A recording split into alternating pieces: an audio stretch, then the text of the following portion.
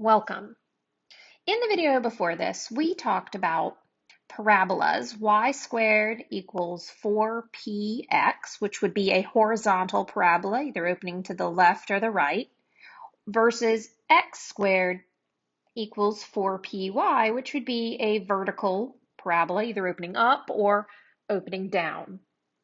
So what we're going to do in this section is talk about translated parabolas. So translated means they are shifted left, right, up, and down. Previously in this trig class, we talked about transforming trig functions. So taking something like y equals the sine of x and saying, well, what does that look like if I add these different values? Y equals a times the sine of bx minus c plus d. So the C and the D were my horizontal and vertical transformations. So when we talk about transforming these parabolas, we're going to use a similar notation. We'll have minus an H and minus a K. So here we're going to talk about shifted parabolas with a vertex at HK. And we used that HK notation in our algebra class before we got to this trig class. We talked about shifting parabolas. You may have seen like y equals a x minus h squared plus k. Agreed? Yes, you guys all agree. You've seen that before. And one thing, if I take that k and I move it over to the y side, I would say y minus k equals a x minus h quantity squared.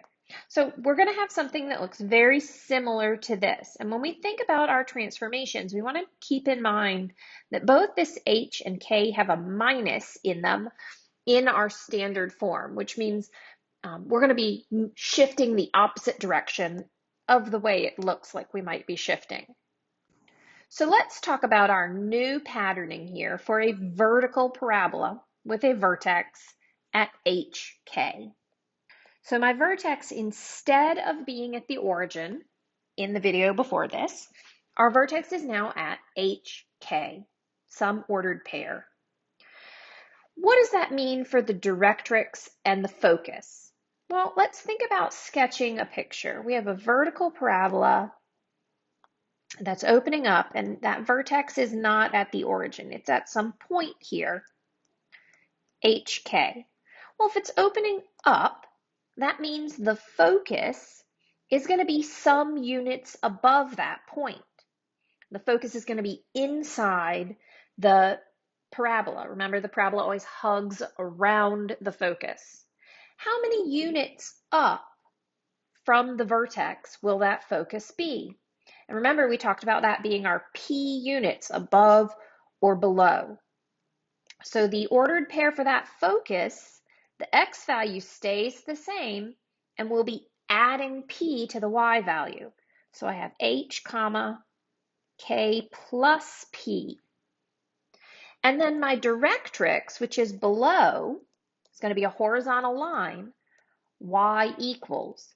Y equals what? How far down? Well, we are p units below k. So that would be y equals k minus p.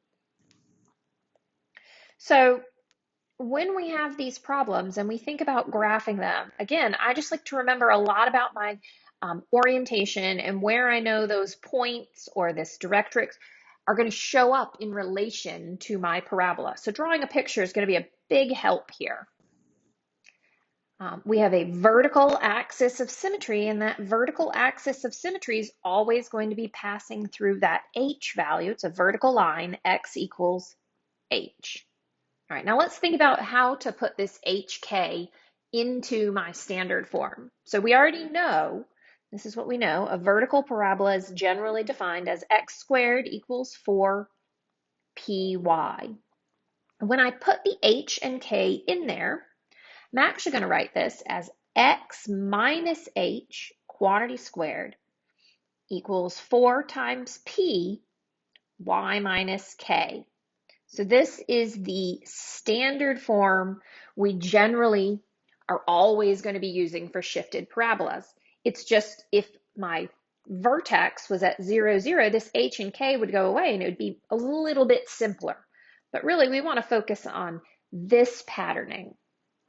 All right, now we have a very similar pattern for a horizontal parabola. If we consider a horizontal parabola, well, again, that vertex, the center is going to be at HK instead of the origin. Sketching a graph here. Just going to draw a parabola that's opening either to the left or the right. I'm going to open it to the right because to the right would be positive. So here's my vertex at some HK ordered pair. Now, what do I know about my focus? The focus is inside the parabola.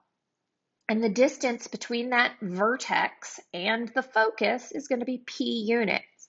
So I'm shifting horizontally or to the right, which means that HK ordered pair is going to become H plus P, comma K. I'm going to add P to the X coordinate.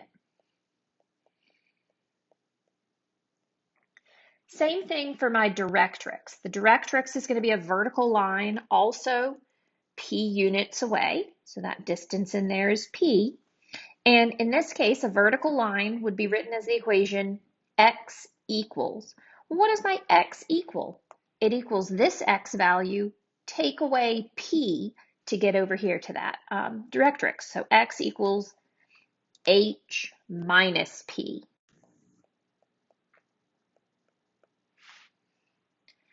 And again, my patterning is going to be very similar. We know that a parabola, a horizontal parabola at the origin, with the vertex at the origin, is going to be y squared equals 4px. So my shifted parabola is going to be y minus k, quantity squared, equals 4p times the quantity x minus h. So here we have our standard form. One thing I want you to notice is that k is always attached to y, hk, that's my y. Hk, is always attached to x. So h specifically means the x coordinate of the vertex, and k specifically means the y coordinate of the vertex. So again, we need to know all of these formulas, but for me, it's not necessarily that I'm remembering the formula so much as I'm remembering the pattern and what the picture looks like and building the formula off of the characteristics that I know and understand. So very often when we do these problems or we're given some information, again, it's going to be really, really helpful for us to, put a sketch on the paper or start to mark out the things that we know so that can help us determine the things that we don't know. Let's look at an example where we take a parabola and put it into standard form and list all of the characteristics. In this example, we are given a conic. And on the test, I'm not going to tell you what conic you're given. You're going to need to know what it is so that you can list the attributes. So identify the conic, also its orientation, and then list all of the appropriate attributes. Here, I know this is a parabola. One, because we're in the parabola chapter or section, right? But how do I really know it's a parabola? So as I mentioned in the previous video, and we'll talk about this as we work through all of these, how do we identify that this is a parabola? Well, parabolas only have one squared term. So all of these equations are going to have x and y. And circles, ellipses, and hyperbolas, which are coming in the future, circles, ellipses, and hyperbolas will all have both an x squared and a y squared. Parabolas are only going to have one or the other squared. So we know this is a parabola. Now, is this a vertical parabola or is it a horizontal parabola? Well, In this situation, we have only x squared. And x squared is what we're used to seeing. That's our normal vertical parabola. If we had y squared, that would mean we were dealing with a horizontal parabola. So again, just reiterating, there's only one squared term, which means it's a parabola. If it's only x squared, it's vertical, which is what we have here. If it's only y squared, we would know it was a horizontal parabola. This, of course, is a vertical parabola. And then building towards knowledge that we'll have later, x squared and y squared are indicative of either a circle or an ellipse or a hyperbola. And as we move forward, we will learn how to determine the difference between those. All right, so now that we know this is a vertical parabola, let's get started listing all of the attributes. So we have this, we know it's a vertical parabola. Let's put it into standard form. And this is where our completing the square comes into play.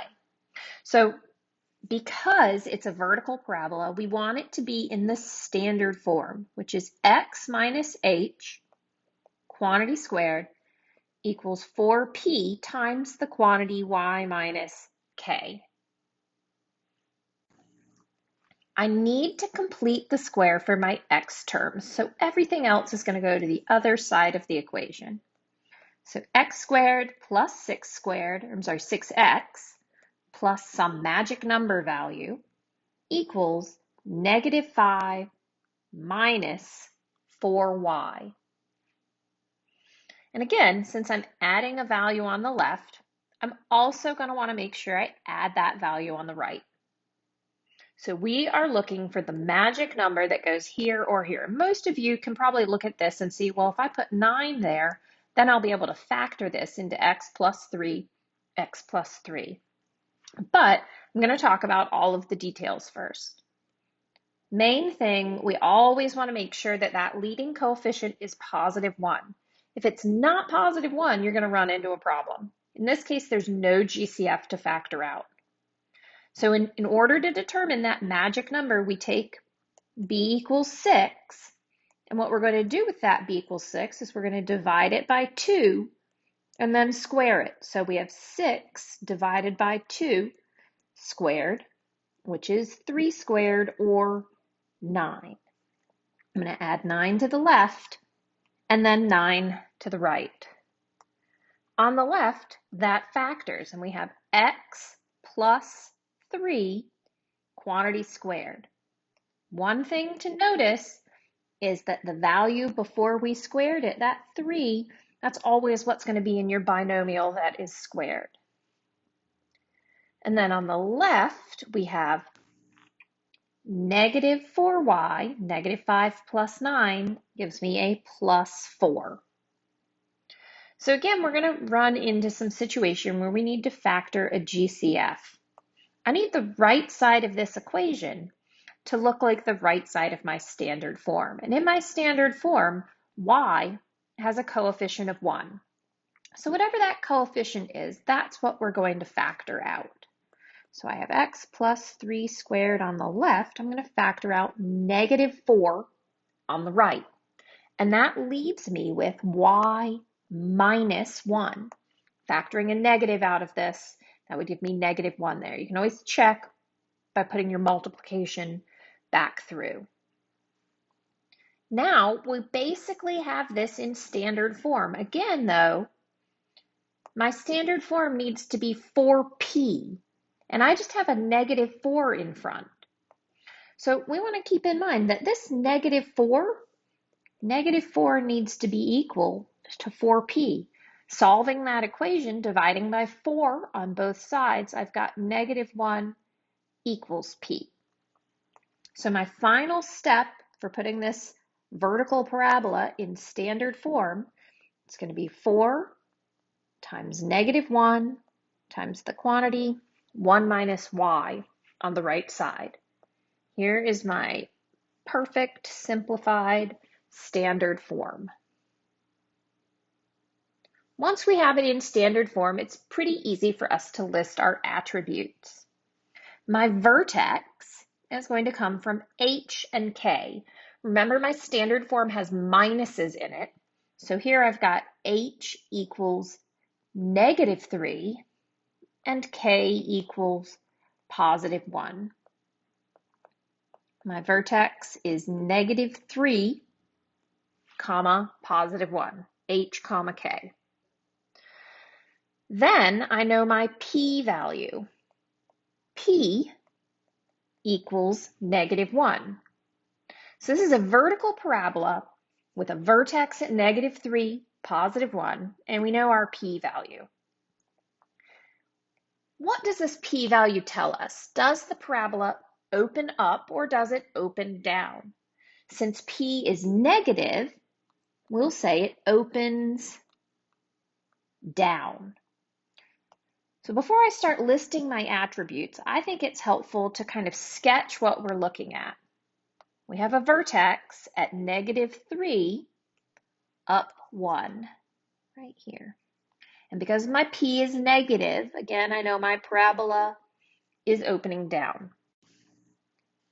So my p-value is going to tell me how far to shift up and down for my focus and directrix. My focus is going to be inside, so that means I shift down 1 unit. And if I move down 1 unit, that changes my vertex from -3, 1 to -3, 1, -1. 1 minus 1 is 0.